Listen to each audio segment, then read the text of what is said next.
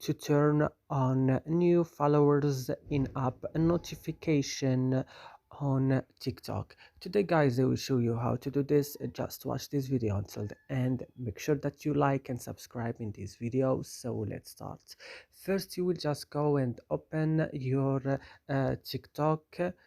Then when your TikTok is opening guys, you will just go here on your profile, open your profile, then you will just go up and open this three line like this, and then go to settings and privacy. After this, go to notification, and then go to in-app notification, then go to new followers, and now turn on this option by clicking here like this and make it look like this. And that's it. I hope this video is useful for you. Do not forget to like and subscribe in our channel, and see you next video.